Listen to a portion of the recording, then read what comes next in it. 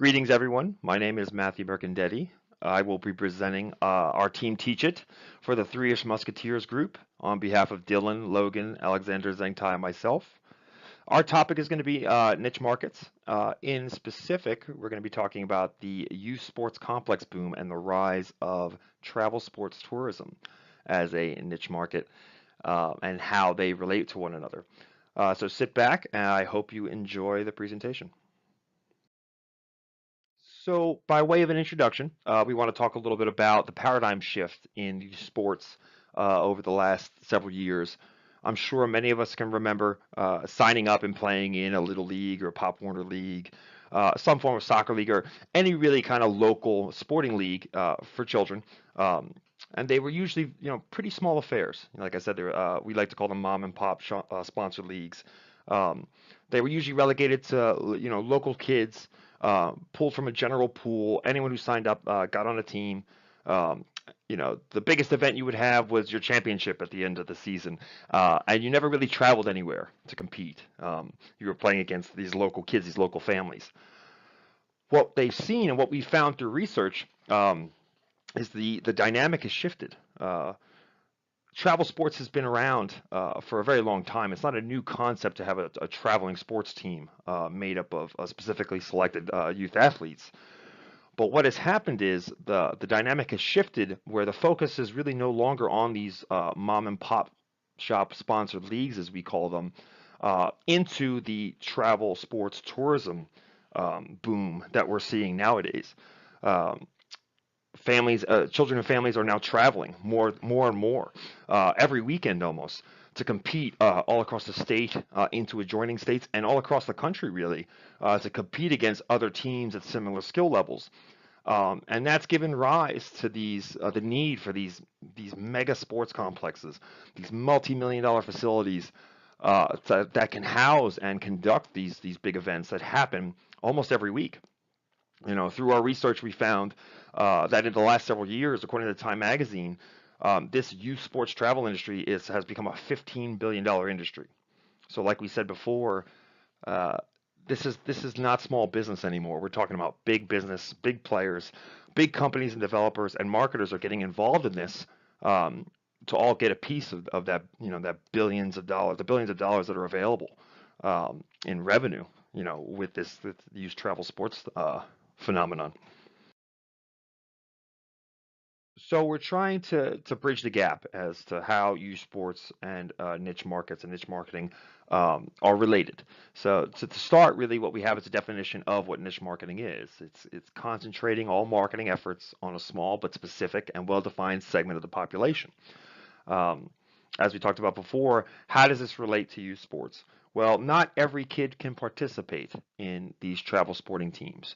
These families have to be able to afford the costs and expenditures uh, incurred by participating in these events. As we said before, the registration fees, the travel, the food, the equipment, the hotel accommodations, all this factors in to whether a family can participate, whether the children in a family can participate or not.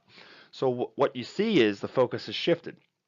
Um, Developers and marketers are now catering to this very specific segment within this general population of the families with the income and the disposition uh, to pursue these travel sports.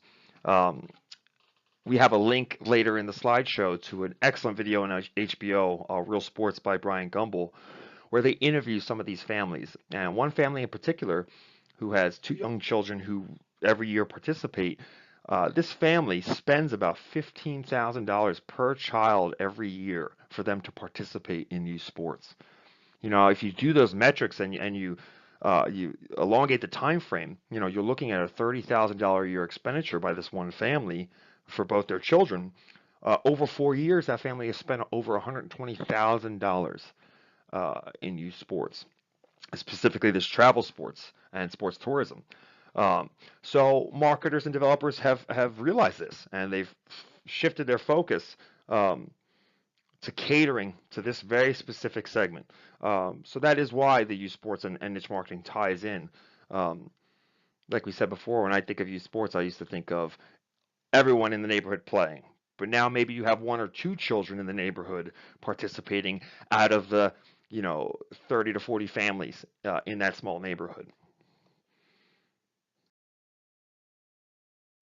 So, to talk a little bit, as with anything, there are going to be advantages and disadvantages to any strategy or position you take on a specific topic. Niche markets and the mega complex boom are no different. So let's talk a little bit about what some of the advantages are. Um, our book really talks about uh, maximizing marketing dollars and how you can do that. And niche markets are actually an excellent tool to achieve that goal. Now you don't have to market to everyone. You're not like a Walmart where you're trying to be something to everyone. Um, these mega sports complexes and these youth sports and travel sports marketers know the type of family, um, the specific children who compete or will compete and participate in these events. First and foremost, when you go to sign up for these leagues, like I said before, you have to register. So the child and the family's name is in the system at these various complexes as to when they compete, how many times they compete a year. All these metrics are available. So what the marketers can do, instead of in the old days of having to say post flyers on the telephone poles all around town in the hopes of attracting someone's eye as they pass by, these marketers can now go directly to their customer base because they know who they are. They have to go to these specific sites to participate. And so that information can be gathered. And so instead of wasting money trying to pick a needle out of a haystack, they can go directly to the source and essentially hit the bullseye and bring their product, their service, this mega sports complex or these tournaments, to the families that are going to use them. Another advantage, you're never going to really see mega sports complexes of competing mega sports complexes popping up directly next to each other. Yes, they can be spread out all across a county or maybe a state in various locations, but it's not like a Publix and a Walmart where they can sometimes be right across the street from each other. Um, when you build one of these mega complexes, one, they take up vast swaths of land. They cost a lot of money to build, which we'll get into later. But you kind of dominate the area. You can dominate a town, a county, a township, any of these areas. You become the go-to location for that specific service. It drives all the business to you. So if someone wants to compete in that area at these tournaments, they have to go to your mega sports complex to meet with these other teams that will travel there. Um, a good example in our own state of Florida, in Seminole County, one of these mega sports complexes has sprung up, and 9 months after the launch of this sports complex, they had generated $25 million in revenue, primarily from their registration fees, but also from ancillary things like concession sales and things like that. So it speaks to how lucrative it can be to be the only show in town, so to speak. One last thing to talk about an advantage in being a niche market. Since you're unique and there aren't a lot of competitors, um, only so many of these complexes are going to spring up. It allows you to set the price. It inspires loyalty. They have to come back to you, and they have to. You're not going to charge them an exorbitant price, but you don't have to be bargain basement because everyone else is doing it. Like I said before, when there's an upside, there has to be a downside, and this is no exception. Some of the disadvantages of these mega complexes, the first and foremost is the barrier to entry. These complexes cost millions of dollars to build. They require vast amounts of land, zoning, permitting. There's a number of things that will stop just anybody from going ahead and building these. Going back to Seminole County, that complex that made $25 million dollars in 9 months cost $27 million dollars to build. Now, it will turn a net profit by the end of the year, but $27 million dollars is quite a bit of money. So not any mom and pop shop can go out and say we want to build a mega sports complex.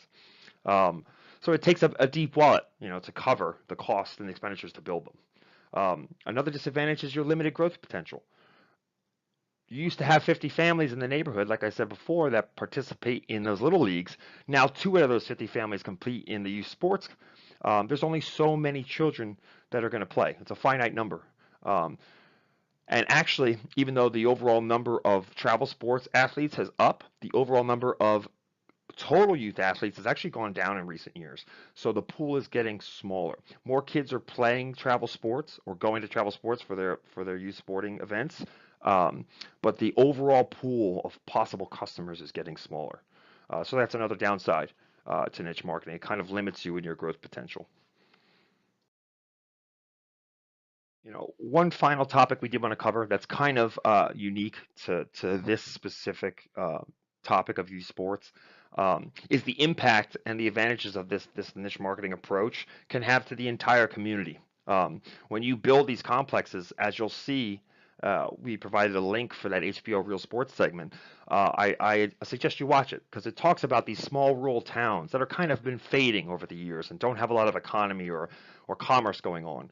And so to revitalize them, they build these large complexes to cater to these niche target travel sports families. And what you found is it's turned the economy around in those towns. It's made them a travel destination. So now hotels need to spring up and restaurants and all the services and amenities needed for a travel town. Places like Westfield, Indiana and Rocky Mount, North Carolina are excellent examples of this. Um, Another important factor is these complexes, when they spring up, um, can develop strategic partnerships with the companies or the corporations that are located in that town. Uh, if you're a restaurant or a chain restaurant that's in the town, you can set up exclusive deals. Go to the tournament, receive special benefits at this restaurant if you come and eat here. So they can drive business to each other, and it allows the formation of these strategic partnerships. Using these sports complexes as a fulcrum or a driving force for that. It's important to note that they really do have an impact. You see, if you actually go and research some of the size and the scope of these complexes, and you see where they're located, a lot of them are located in towns that would normally be considered little dots on the map. Wouldn't necessarily be a travel location for you or your family. And these sporting complexes have turned that around. So as we circle back, you're going to look at some concluding thoughts and some key takeaways. Um, Sports tourism, youth mega complexes, the business is booming. This is the boom time for this field. With $15 billion in revenue in the last 7 years, the projections are only going up for the money that will be made with the rise of these facilities. It shows that when done right, niche marketing really allows you to focus your efforts to maximize your marketing dollars and to dominate market share in your area. It allows you to kind of take a leading role and become the go-to location or service for your specific clients that you're catering to. Um, like anything else, it has pitfalls with limited growth due to a limited base, a high cost of entry.